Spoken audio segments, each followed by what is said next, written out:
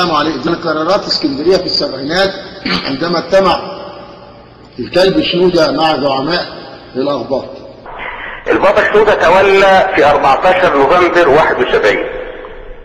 في 17 و18 يوليو 72 عقد مؤتمرا في الاسكندرية تحولت به الكنيسة الى كيان سياسي ومشروع دولة داخل الدولة. في 6 نوفمبر ما هي كانت قرارات المؤتمر في اسكندرية؟ ايه قرارات المؤتمر؟ نسمع الان ما هي قرارات المؤتمر في اسكندرية ثواني. نسمع الان ما هي قرارات المؤتمر في اسكندرية ثواني، وبعد كده نرجع للدكتور.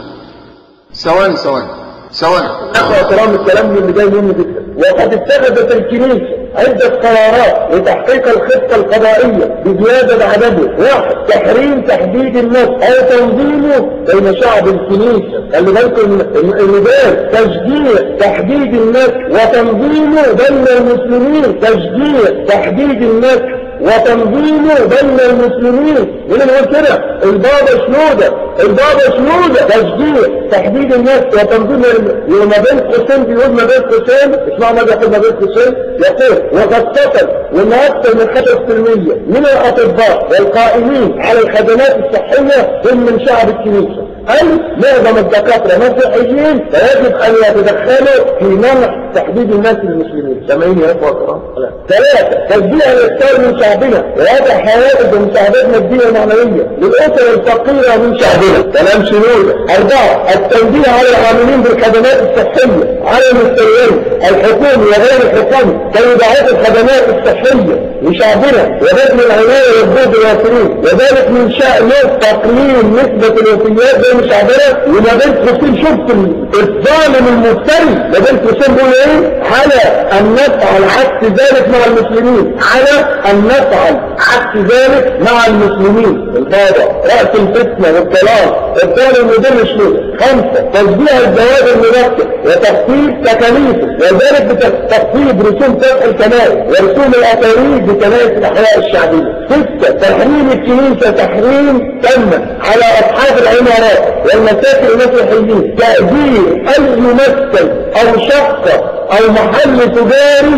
للمسلمين. تمام؟ رأس الفتنة شنودة. كمان رأس الفتنة شنودة كان شنودة بيقول تحرم الكنيسة تحريم تم على أصحاب العمارات والمساكن المسيحيين تأجير أي ممثل أو شقة أو محل تجاري للمسلمين، وتعتبر من يفعل ذلك من الآن وقاعدة مطلوب من رحمة الرب ورعاية الكنيسة. كما يجب العمل بشتى الوسائل على إخراج السكان المسلمين، طرد المسلمين من العمارات، يطلب بترجمهم طرد السكان المسلمين من العمارات والبيوت المملوكة لشعب الكنيسة. وإذا نفذنا هذه السياسة بقدر ما تعالى الجهد فسنشجع ونساهم الزواج بين شبابنا المسيح كما تعهدوا، ونضيق فرصة بين شباب المسلمين، نجعل الشعب المسلمين الزواج. مما سيكون له هدف، كل ده كلام شنودة، مما سيكون له هدف طاعات الوصول الى هدف وليس بخفاء. ان الغرض من هذه القرارات هو انخفاض معدل الزواج بين المسلمين وارتفاع هذا المعدل بين شعبنا المسيحي. هذا رأس الفتنة شنودة. من 35 سنة هو بدأ الفتنة. ثانيا اقتصاد شعب الكنيسة.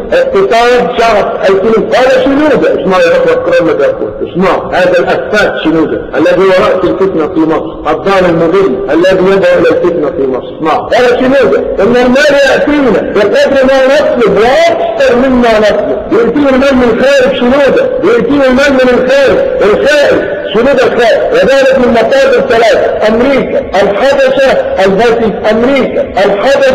الفاتيكان. ولكن ينبغي أن يكون الاعتماد الأول في تخطيطنا الاقتصاد على منا الخاص الذي نجمعه من الدخل، وعلى التعاون على فعل الخير بين أفراد شعب الكنيسة. كذلك يجب الاهتمام أكثر بشراء الأرض وتنفيذ نظام القروض والمساعدات لمن يقومون بذلك لمعاونتهم على البناء. هذا كلام شنودة. وقد ثبت من واقع الاحصائيات الرسمية ان اكثر من 6% من تجارة مصر الداخلية بأيدي المسيحيين. الاقتصاد تهجم، التجارة الداخلية تهجم، وعلينا ان نعمل على ازدياد هذه النسبة. الكلام ده من ايه؟ من السبعينات. تخيلوا الان.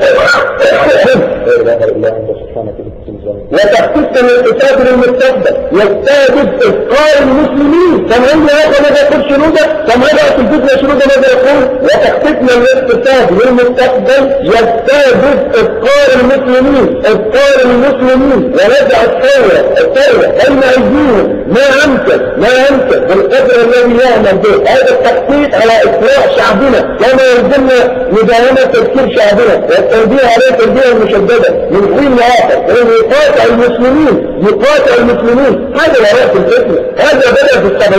الذي في مصر هو شنوده عندما تولى سلطه النبويه في مصر، شنوده هو الذي زرع الفتنة في مصر. أن يقاطع المسلمين اقتصاديا وأن ينتهي التعامل المادي معهم امتناعا مطلقا، إلا في الحالات التي يتعذر فيها ذلك، ويعني ذلك مقاطعة المحاميين، المحاسبين، المدرسين، الأطباء، الصيادلة، العيادات، المستشفيات الخاصة، المحلات التجارية الكبيرة والصغيرة، الجمعيات الاشتراكية، مقاطعة كل من هو مسلم. ما الذي يقول البارش الكلام هتكسر جنب الموت واخد كده، وذلك ما دام ممكن الان التعامل مع اخواننا من شهر السنين كما يجب ان ينبهوا بوامر الى مقاطعه صناع المسلمين وحرفيهم والاستعاده عنهم بالصناع والحرفيين النصارى، ويكلفهم ذلك الانتقال والبعد والمشقه. ثم قال بارش موده ان هذا الامر غير الاهميه لتخطيطنا العام في المدى القريب والبعيد. ثالثا تعليم شعب الكنيسه. يقول شنود انه يجب فيما يتعلق بالتعليم العام للشعب المسيحي الاستمرار. السياسه التعليميه المتبعه حاليا لها منفتح الجهد في ذلك، وافتكر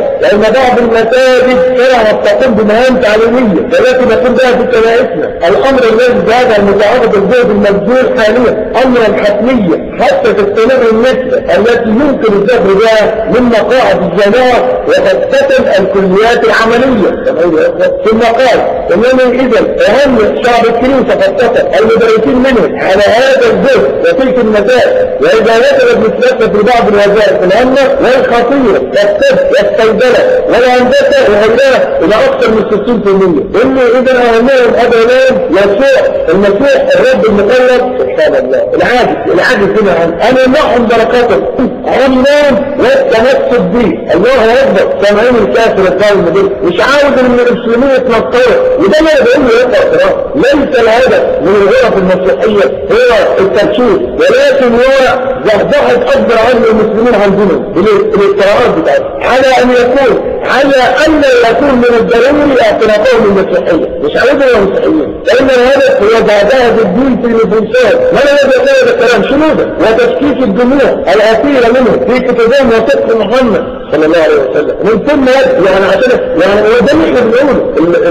شنوده يقول شنوده الميات اللي بالكم يقرأ قراءة المهم نقرأ زكريا براس، ولكن هو فعلا هي لعبة يا اخوة، لعبة. زكريا يسلم وشنوده في مصر احنا مالناش دعوة، زكريا يسلم وشنوده احنا مالناش دعوة، ولكن هو اساسا هو رأس الفتنة، هو الدعم الفتنة. في الجماعة الغفيرة منهم في كتابهم وفقه محمد، ومن ثم يجب على كل الطرق واستغلال كل الامكانيات الكنائسيه للتشكيك في القران واثبات بطلانه وتكذيب محمد صلى الله عليه وسلم. الكلام ده مين اللي بيعمله الان؟ النصارى. مين اللي يعملوا الكلام ده؟ شنوده راس الفتنه، شنوده راس الفتنه شنوده. واذا افلحنا في تنفيذ هذا المخطط التشكيك في المرحله المقبله فاننا نكون قد نجحنا في ازاحه هذه الفئات من طريقنا. يعني اللي هم زي الوقت العلمانيين ولذلك تحضر الغرب بتاعهم بيستضيفوا العلمانيين، لان ينتبه يكون في هذا التحضير المعنى فلا تكون عالمي. لان ينبغي ان يراعي في تنفيذ هذا المخطط التبشير ان يتم بطريقه هادئه لاذقه وذكيه حتى لا يكون ذلك سبب في اثاره حفيظه المسلمين او يحبطهم لان الفتى الذي وقع منا في المحاولات التبشيريه الاخيره هو كلام شنود التي نحن يشكرون فيها في ذلك عدد المسلمين الايمان والخلاص على رب يسوع المخلص العادي. هو تسبب ان هذا النجاح للمسلمين، لان ذلك من شأنه تنبيه المسلمين وايقاظهم من غفلتهم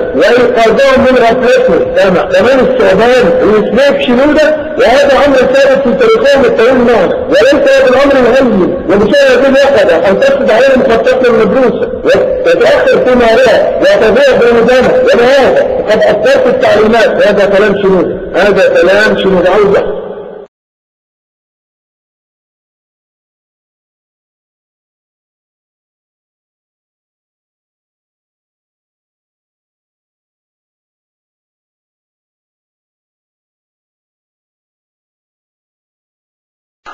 والله لا خير فينا، والله لا خير فينا إن مرت هذه القضية بسلام. أسألكم بالله ماذا سيكون علينا التاريخ بعد عقود من الزمان؟ خانوا الله وخانوا الرسول، خانوا الله وخانوا الرسول، خانوا الله وخانوا الرسول. اسمع اسمع اسمع اسمع، كذبتم رسول الله، رب لدينكم، رب لدينكم، فلا لعنة الله، فلا لعنة الله عليهم أجمعين، فلا لعنة الله، فلا لعنة الله عليهم أجمعين، فلا لعنة الله، فلا لعنة الله عليهم أجمعين.